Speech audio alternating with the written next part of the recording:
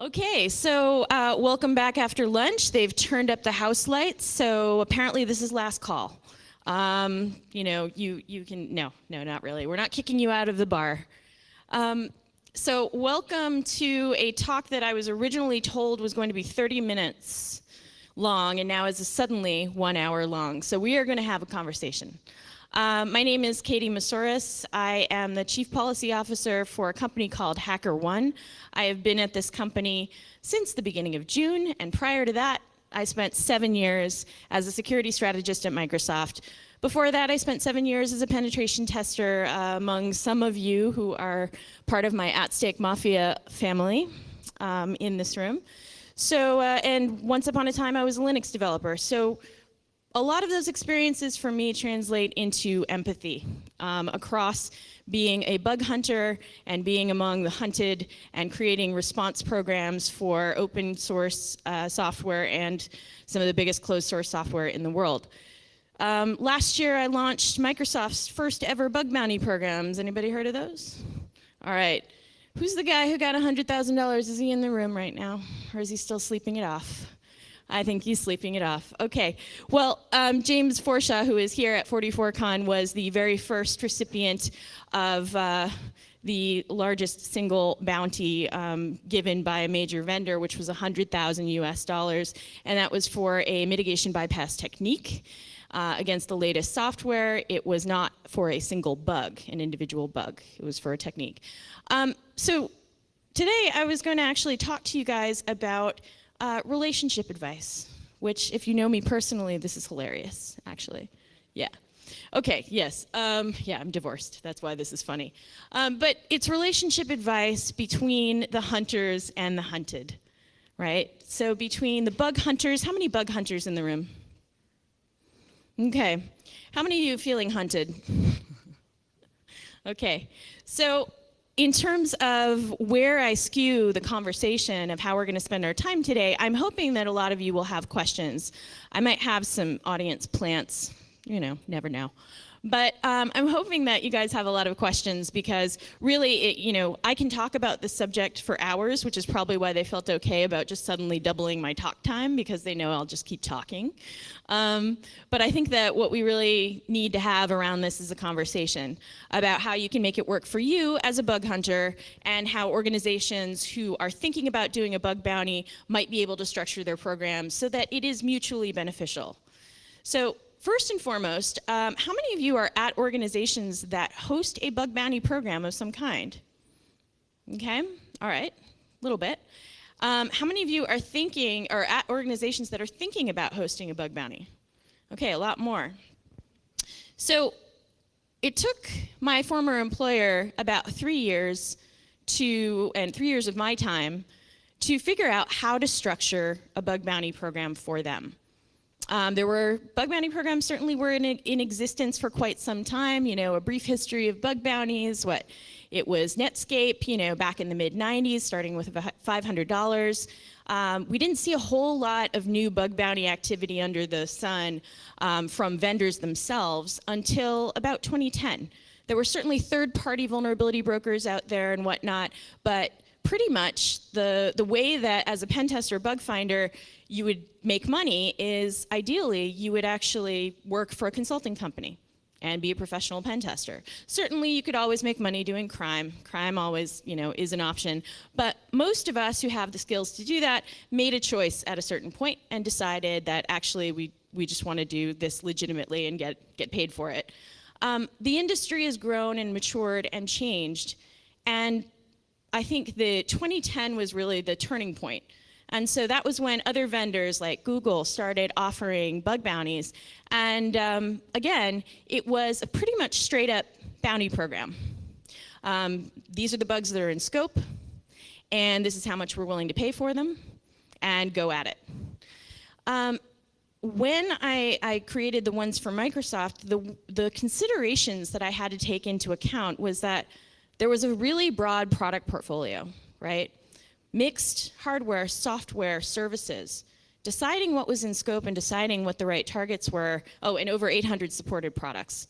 So you couldn't just offer a bounty and be done with it. So what did I do? I used some of the empathy that I had for the business units to structure something that would work for them. So if any of you recall, there was a true bug bounty program running for 30 days at the beginning of the IE11 beta period, and that was actually looking for individual bugs and paying for those. So the reason it was structured that way is because it was actually looking at the pattern of bugs that the company was getting anyway, right? They would get the bugs, typically a big spike of bulletin class vulnerabilities would come in after the code was locked and released to manufacturing. That is kind of the worst time for an organization to get a whole bunch of critical vulnerabilities. So what was the bounty program structured to do? It was an incentive program to drive the researchers' eyes who are already going to be looking at the product, already going to be turning in some bugs, drive them to turn them in earlier. So you as bug hunters, when you're thinking about participating in somebody's bug bounty program, first rule is make sure that you read what it is that they're looking for. You know, we actually got a lot of submissions that were outside the scope, and people were asking, well, can I get money for this? Well, it is a real bug, but it's not in the scope because the purpose of creating an incentive program is to actually incent researchers who will be looking at your stuff anyway, or maybe not, maybe looking at somebody else's stuff, incent them to look where you want them to look. So as a bug hunter, the way to make this work for you is to, one, read the rules, right? Don't give the unsolicited bug to a vendor who is not necessarily prepared or willing to accept it, whether they have a bug bounty program or not, right? We'll see these things all actually a lot where researchers will come in and they'll say, but I can do this. I can DOS, I can DOS your entire system. Well, if you read the rules, DOS is actually not in scope, and we're not paying for it. And then the researcher gets really upset because they spent time on it. They spent time trying to look for it. And in the end, it's about managing expectations in this bidirectional relationship that you have, right? So researchers themselves, you're making an investment in your time and your skills, and why would you waste that on a vendor who either doesn't want to receive the bug, or if you're expecting to be paid for it, there are other options, right? So you can actually look at the vendors who have proper programs and have the ability and the desire to receive your vulnerability reports. Okay, so I have a couple notes here. Well, first and foremost, I want to ask the audience, so does anybody have any particular questions that they wanted answered during this conversation? Does anyone have a question so far? Okay, hold on.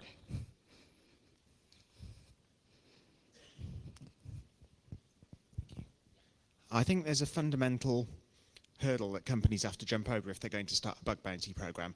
If you go break into someone's car and then you go to them and say, hey, look, I can break into your car, give me money, they're not going to do that. Breaking into software, if you break into an Azure or a web service, that's probably illegal, at least unlawful in the same way. So how do you persuade companies that encouraging and paying for illegal behavior is something that they want to be doing? Okay, so there's a couple questions in there. Online services is a great example of legal gray area.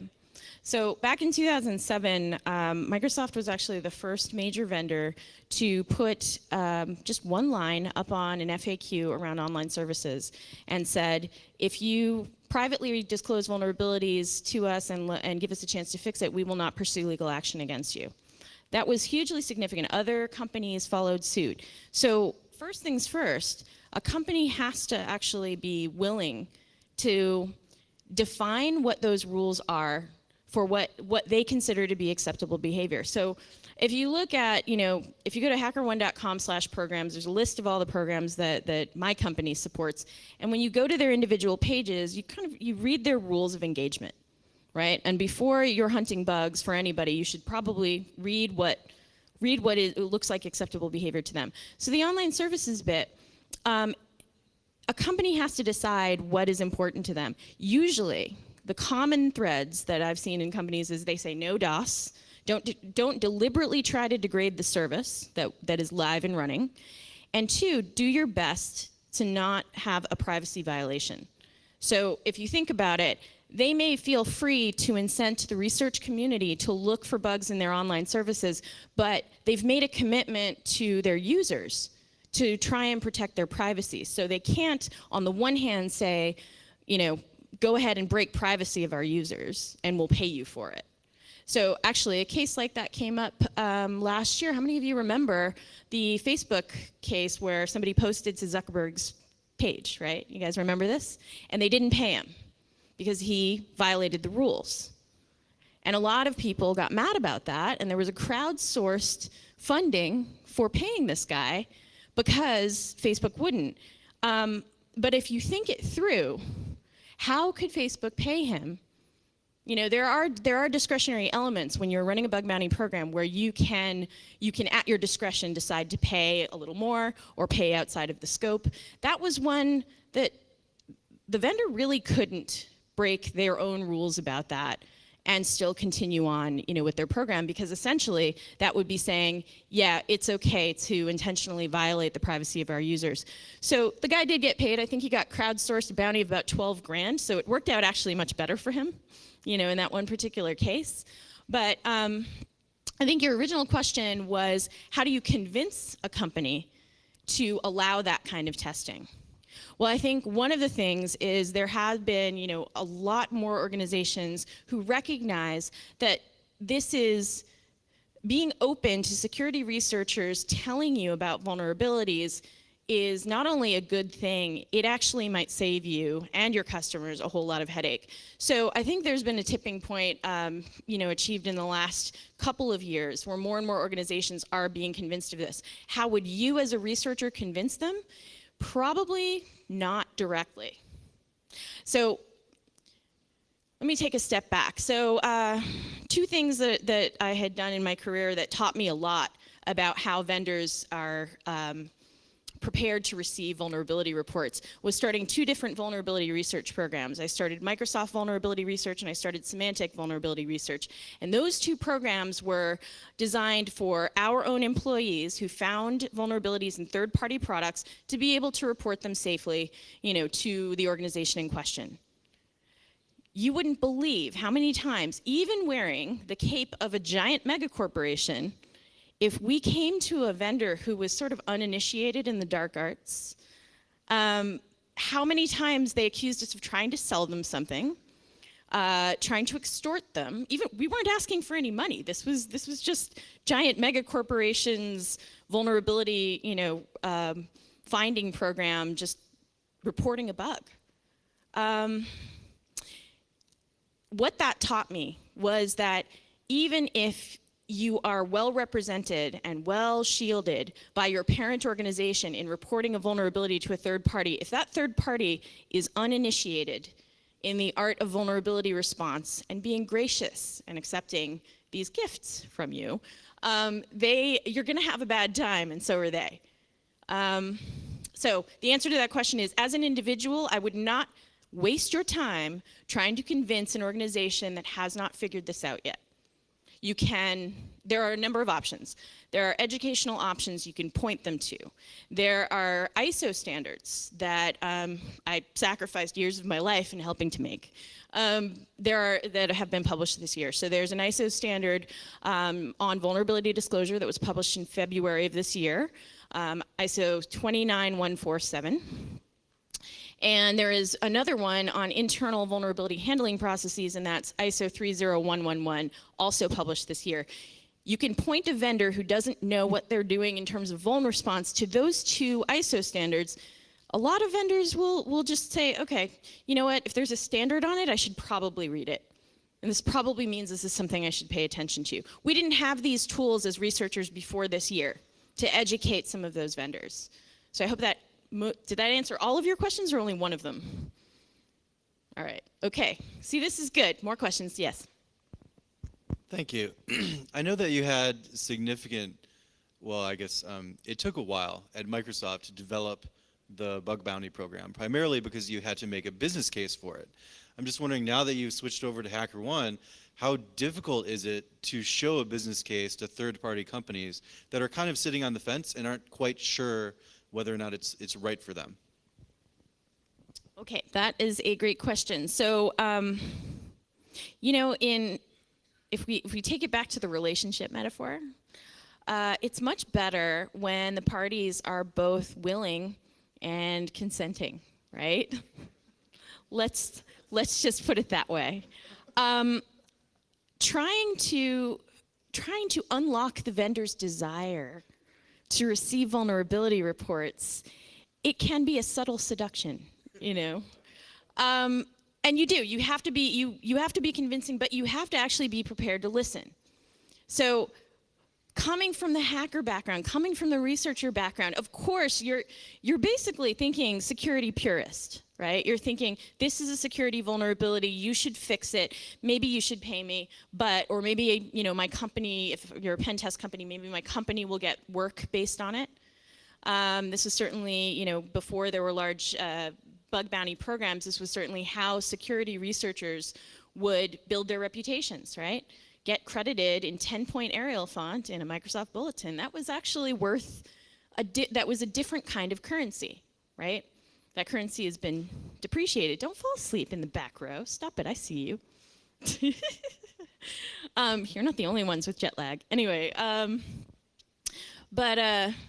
being willing to listen to what the business actually needs is really important. If you are inside of an organization that is on the fence and thinking about doing a bounty program, understand what is it that the business wants. So I gave an example earlier talking about the IE bounty. They were going to get those bugs anyway. They were just going to get them at a very inconvenient time. So tipping the fence, you know, or tipping the scale on whether or not to offer a bounty in that case was, well, you're not going to be flooded out with more bugs than you anticipated getting. You'll still get those bugs, but timing is the thing that is of value to you in the business. So getting them earlier was one thing, you have a chance to fix them earlier, but getting them earlier also served a purpose in that it allowed you to redirect internal testing efforts during that beta period, right? Because that is the period that the company, that the business had dedicated to fixing bugs. What better time to align with the business needs than a time that they had already earmarked fixing bugs?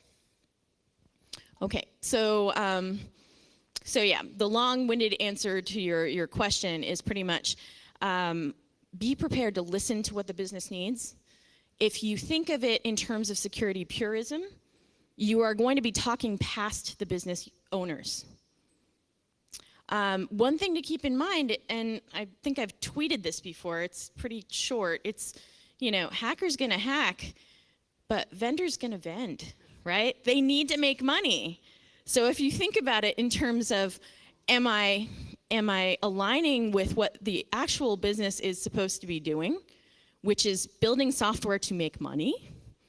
Or am I reporting a vulnerability in an older piece of software that's almost going to go out of support? Why, in your head, why would the business care about that kind of vulnerability versus one in a product that is new that they are trying to get customers to deploy, right? So when you're thinking through what your targets are for security research, try and see it from the vendor's perspective. What are they going to be the most interested in?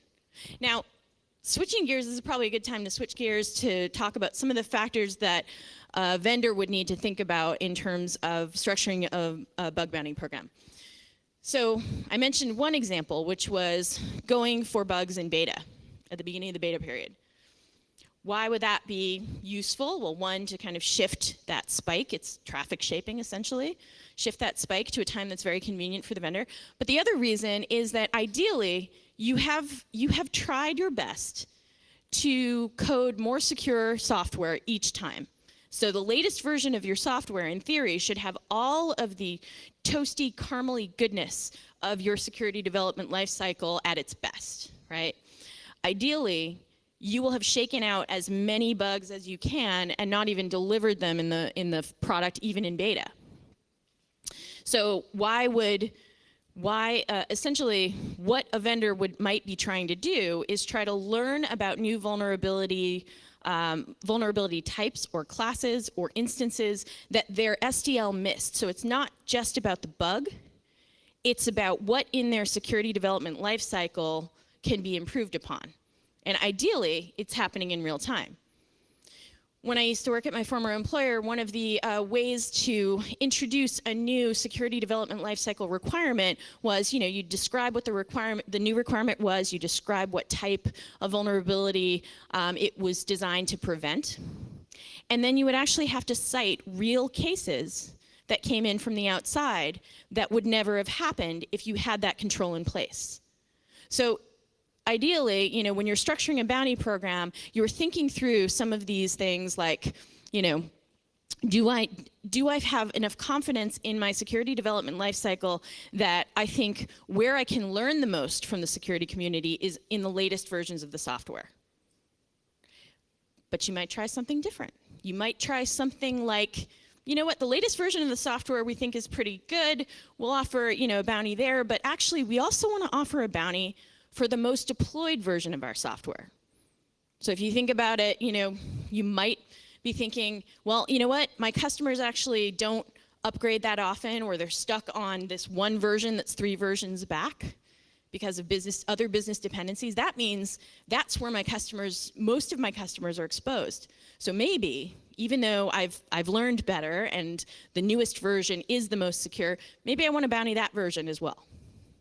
So these are all different ways that a vendor might structure their bounty programs that make sense for them and translate into making sense for their customers.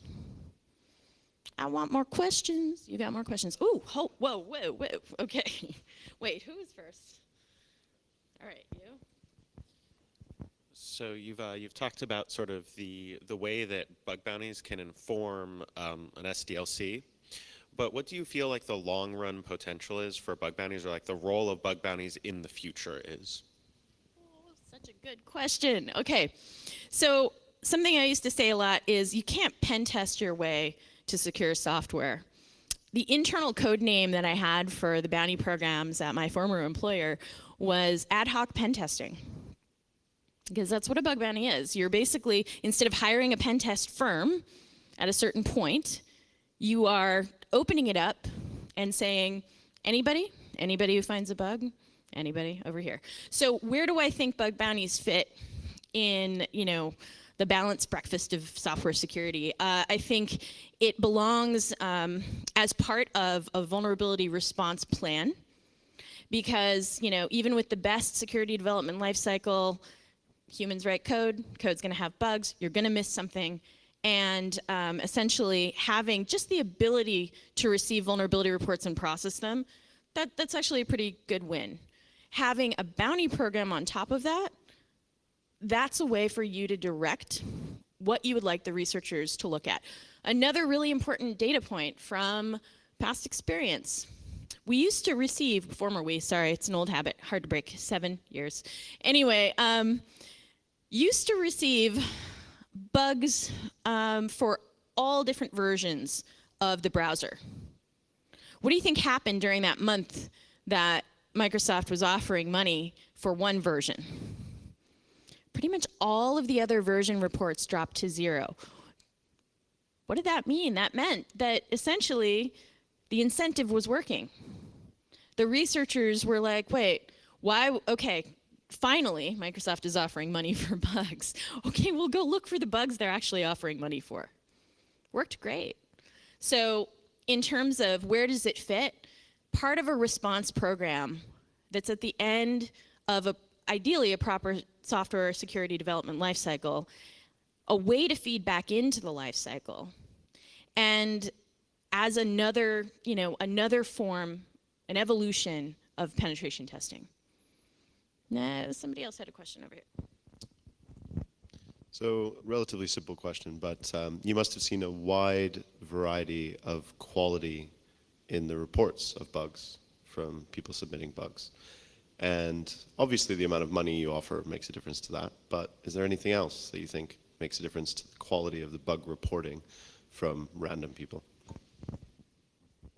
So you make an interesting point about how much money you offer and essentially quality of report, what you expect to get out of the research community. We went through a lot of iterations on how to describe what it was former we was looking for, because essentially you're paying a certain premium to outsource validation. So if you have a full POC, that is pretty much going to be a validated bug.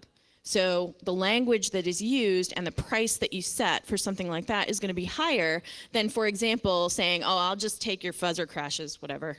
I'll do all the investigative work myself. We had debated all of this. It's like somebody could, potentially flood out the program by just sending a whole bunch of crashes over. So it was carefully worded, saying that not only was first person to report the bug likely to get the bounty, but we actually gave it a little wiggle room and said quality of report will affect the time that we take to analyze it. So if somebody came in with the exact same bug, but somebody just threw over a crash jump, versus someone who threw over some POC, we're going to look at the one with POC first. And wow, that even if it's timestamped differently, the one with the POC, it was already validated for us.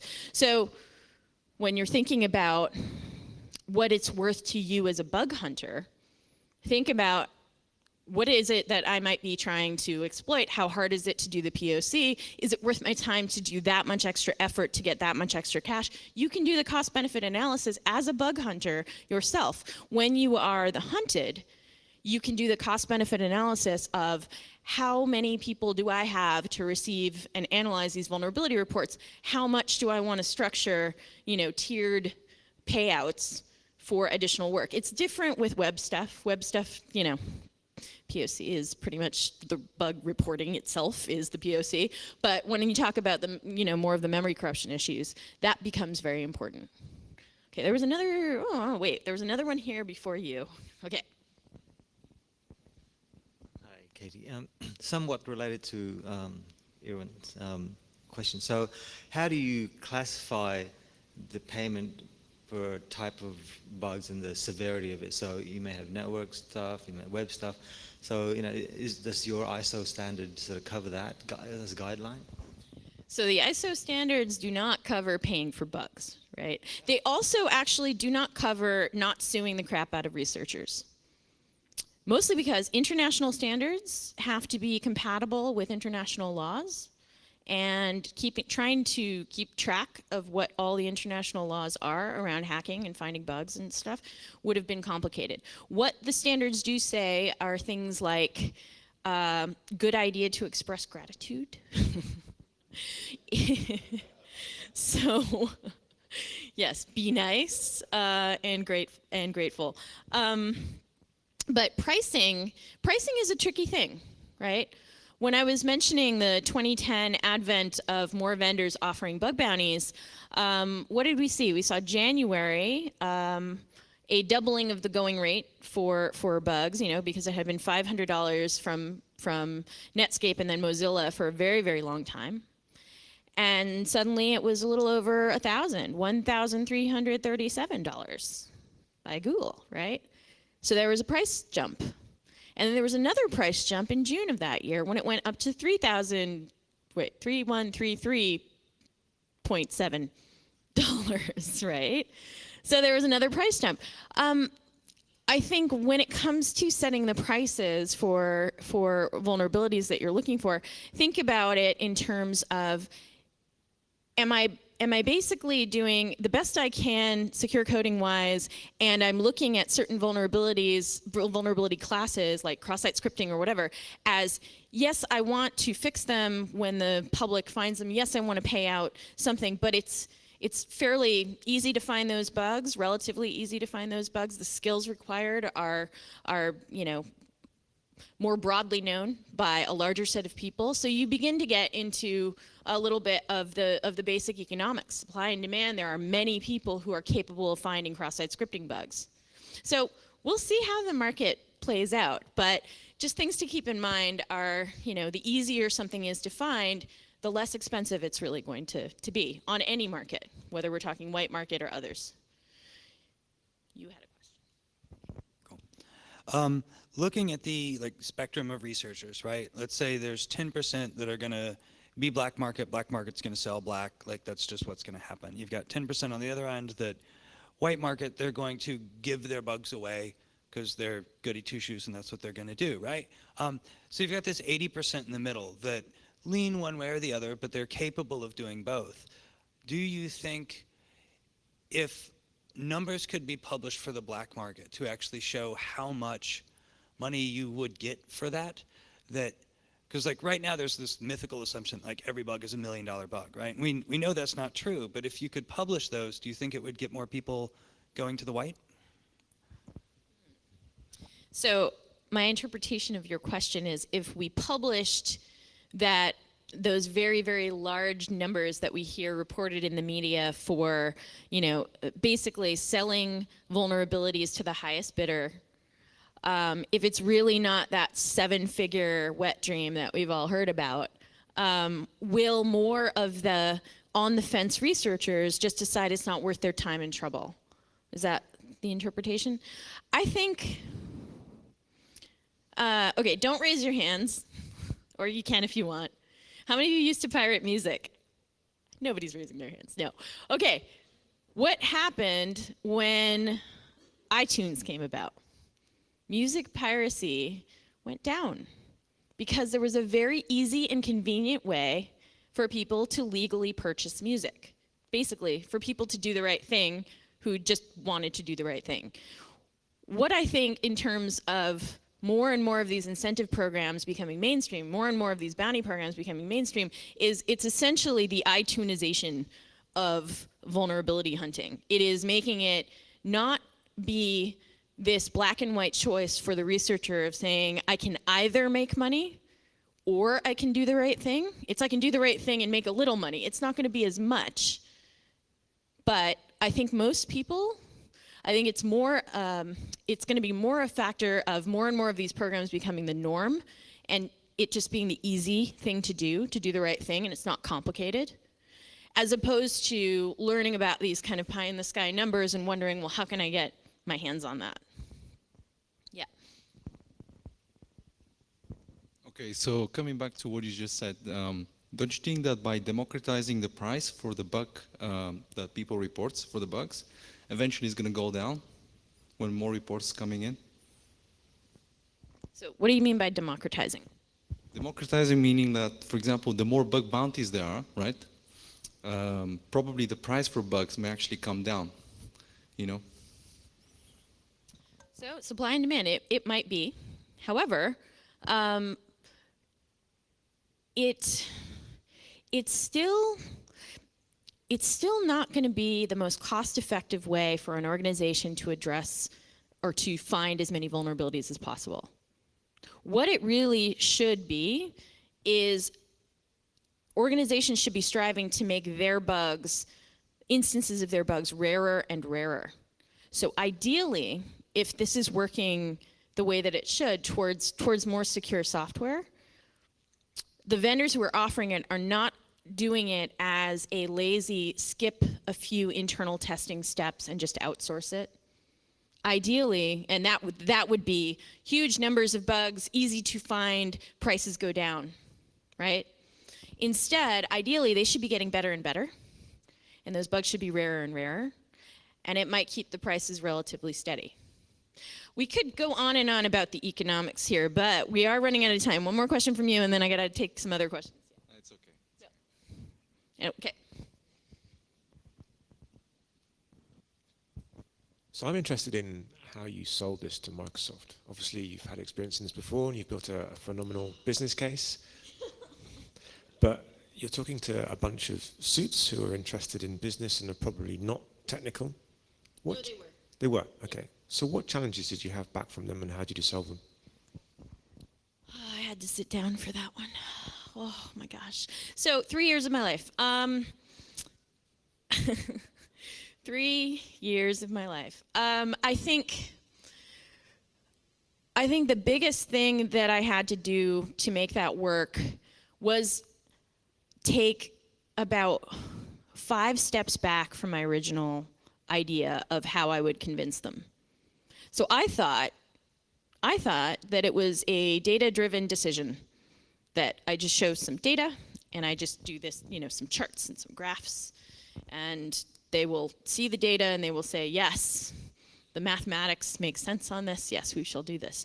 But in fact, getting folks who had always said no and publicly said no to suddenly say yes, well, it was a matter of taking a step back and helping those business owners understand why this would be advantageous to them and their goals, which meant I had to listen to what their goals were.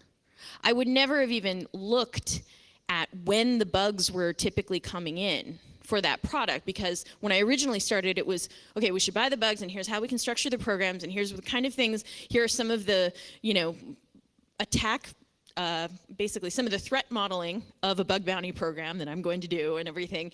We don't want to get flooded with crashes, so we'll set criteria here and all of that stuff.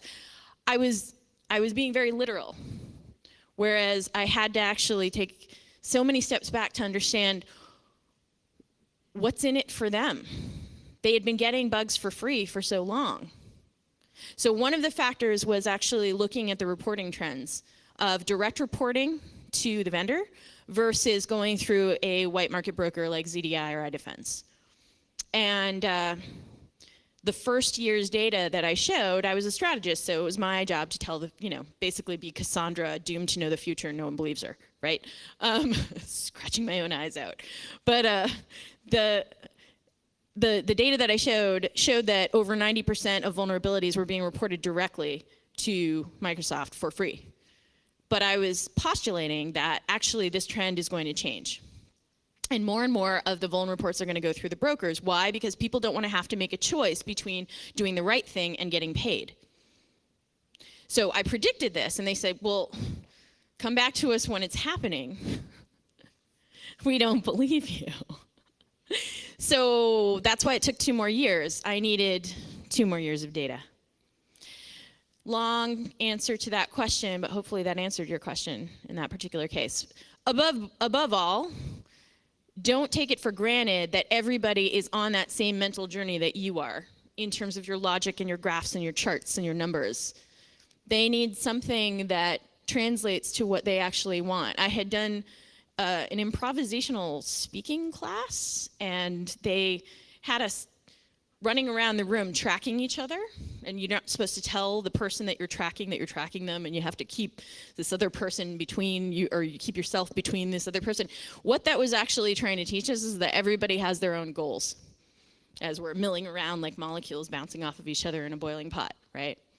That's exactly what you're doing when you're trying to negotiate some of these strategy shifts in an organization. Okay, how much time do I have? Okay, I have no idea how much time I have. Oh, okay. Hi, I really understand the bring your own bug hunter business model. However, in the future, if it does work, well, it's great, but how will smaller vendors be able to compete with Google or Microsoft in this case, with the money they're offering to hunt bugs on their products? I mean, it will be difficult for them to catch up. I mean, to offer like, I don't know, $100,000 for a month for them to look for bugs or whatever. It will be very difficult, I think. So I think if I'm to distill your question, you're asking, how do smaller vendors compete for researcher eyes if they can't afford the bigger bounties? Is that right? Okay. Again, I think bug bounties are, they're an evolutionary form of penetration testing. So I think an organization that has a smaller budget to spend on activities like penetration testing needs to look at where their security investments make the most sense. If an organization is having trouble coming up with bug bounty money, they probably should actually take whatever money they were about to put into a bounty program and invest in better tools, training, threat modeling for their developers, because that's going to actually pay off for them more. So if money is an object, invest in the proactive security part first. That doesn't exactly answer your question, but it is my honest advice. I would say that, the researchers have a choice about what they're going to look at. Sometimes it's not about the money per se. Sometimes it's about the attractiveness of the target, the recognition that you can get, the exposure. Yes. Right. So the recognition is, it is a currency, right? It is a form of currency. Another question. I know you're out there. I planted a few of you. Come on, wait, what? Oh. Can you imagine a future where bug bounties might be on a national scale, looking at components for infrastructure, for example, rather than at a corporate scale? As in, imagine a country, some random country, Albonia, offering a bug bounty for, components used in its transport system or something like that. Okay, so what you're really asking about is some sort of central bug buying for an industry, as opposed to vendors themselves offering their own. Huh? Or an infrastructure, right? Remember how I said an organization needs to be prepared to receive vulnerability reports before this is going to work? It's not going to work. You know what? You can buy all the bugs you want. If they have no way, if they don't have the resources to invest in investigation, triage, remediation decisions, actually creating a fix, and if they have no means to distribute that fix, critical infrastructure. You can buy all the bugs you want. It's not going to help, right? So do I envision this world in which that makes sense? I envision a world in which people will try it. I don't think it's going to work out. To sort of lead on from that, and this diverts like very kind of far off the beaten path, but do you think that in the future there will be legal frameworks that will require that sort of thing, or that's like something that we could try and realize for sort of the betterment of critical infrastructure? So a legal framework.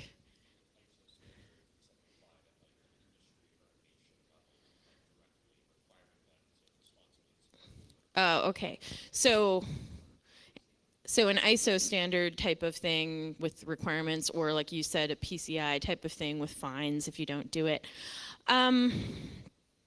Do I envision a future in which this may occur? Again, I think we've seen where PCI has not really done what it promised to do, right? Is it better than nothing? Probably. Perfect is the enemy of the good, is what an old boss of mine used to say. Dave, shout outs to Dave. Perfect is the enemy of the good. Do I think that imperfect, sort of regulatory thing is how this is going to shake out? I think the ISO standards themselves, the way that ISO standards actually have teeth, just FYI, is usually they're voluntary for an organization to say, yes, I comply with this ISO standard. Voluntary to the extent that if they're a global business that needs to do business with, let's say, governments or other very large buyers with very large purchasing power, they will have a set of requirements. So I can see the existing ISO standards being leveraged in that way, where they become part of the necessary purchasing requirements of very, very large buyers. With that, I don't actually see a need to necessarily make additional ones or make it, legally required or whatnot, or impose fines. The fine will be if you don't comply with this standard, well, then we're not going to buy from you. So I would love to see, you know, kind of commercial pressure come up to at least say organizations need to have a means to accept vulnerability reports from the outside, even if they don't offer a bounty. Just accept vulnerability reports from an external party, whether it's a individual hacker, a vendor who, you know, has some hackers on staff. And actually, you need to bookmark talking about companies that employ people who are capable of finding vulnerabilities and those people taking part in other people's bug bounty programs. Remind me to talk about that in a second. But I think, you know, at the very least, what we have now in terms of those ISO standards as tools to drive this behavior, I think driving the awareness to organizations who have very large purchasing power, like governments and whatnot. If you have government friends, you should talk to them about asking their vendors, do you comply with ISO 29147? Do you comply with ISO 30111? Do you even know what those are? You know, that kind of thing. That will help. Another question before I talk about internal policies on bug hunters. I suspect that some thoughts that cross the minds of senior management is something like, yeah, we know we're not perfect with security, and we are concerned that maybe if we offer a bug bounty program, some of the hackers will come test, find something, and probably they will decide to exploit it and win some money illegally than compared to disclosing it. What do you think about this? Yeah, so anybody who is going to go after your stuff to exploit it, they're doing it already. They're already doing it. So even without a bug bounty program, any organization who just says, look, anybody who finds something, we do want to hear about it. That's a good thing. So yeah, if you offer a bounty program, it's not going to change the behavior of criminals. To Josh's point earlier, there are people who are always going to, you know, kind of go the mercenary route, try to sell to the highest bidder, et cetera. Not gonna win those guys over, guys and gals. Okay, we have time for maybe one more question, or should I talk to you a little bit about internal policy for the hackers that work for you? Would that be helpful? All right. Okay, so 2010, bounty programs were growing in the world, as I said. Had a lot of people inside the company that were capable of finding vulnerabilities in third-party products. Should we or shouldn't we let them participate in other people's bounty programs? Essentially, should we let them sell bugs? Interesting question.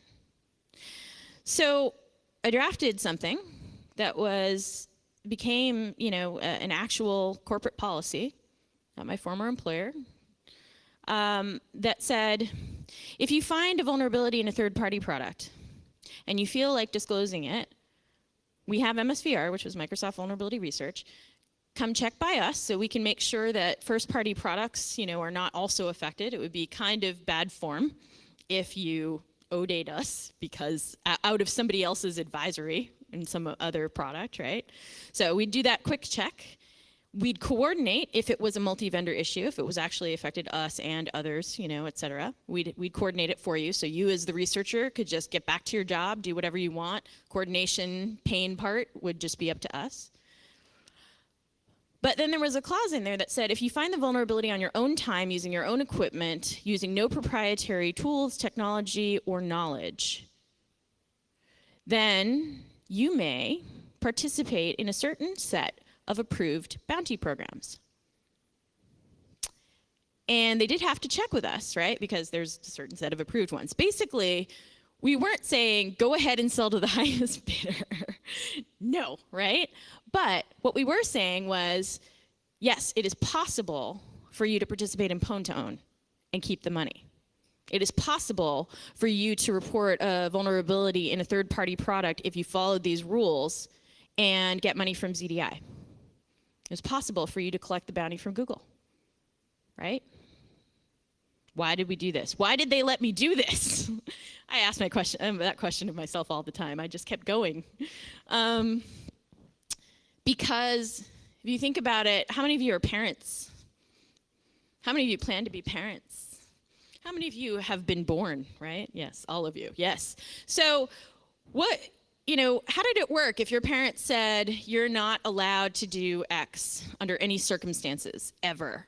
With me, it was you're not allowed to date. That explains a lot of things, right?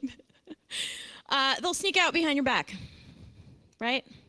So what did this set of acceptable behaviors that was codified in corporate policy do? It allowed something that was surprising, right? But it actually surprised a lot of the researchers. A lot of them just donated their bounties to charity because they qualified for a bounty with Google or something like that. Oh, donated to charity because I know I can't keep it. Actually, you totally could have kept that. Oh, really? Yeah. So, but it allowed visibility into what we knew was already possible and already potentially happening. The other thing it allowed was us to retain top talent. If they wanted to look at bugs and make a little cash on the side or get recognized and whatnot, that's all fine. Just let us know so that, one, you don't cause our customers pain by accidentally ODaying our customers if it's a multi-vendor issue, And the fact of the matter was, MSVR started publishing advisories for certain serious issues that employees of the company had found, gotten over to the vendors, and fixed. So this was all just part of essentially service to our own customers, if you think about it in terms of the broader ecosystem of the platform. Very happy. Everybody's happy. Okay. Do we have time for one more question, or is it done? I have 5 minutes? That's time for one more question. All right, who wants to be the last question? Oh, okay. All right.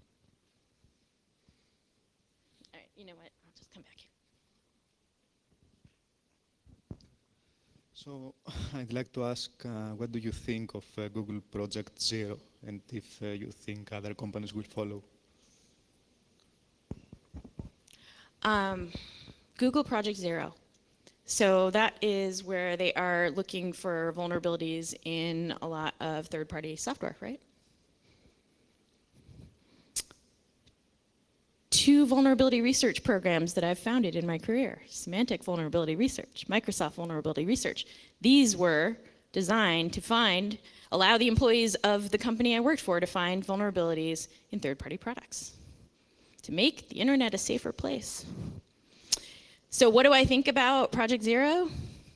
I think it's awesome. I'm happy that smart people are working on trying to drain the swamp. It's swampy out there. Okay, so I'm going to actually be around. Are there any other, one last question, maybe a short one? Quick one? I do talk a lot.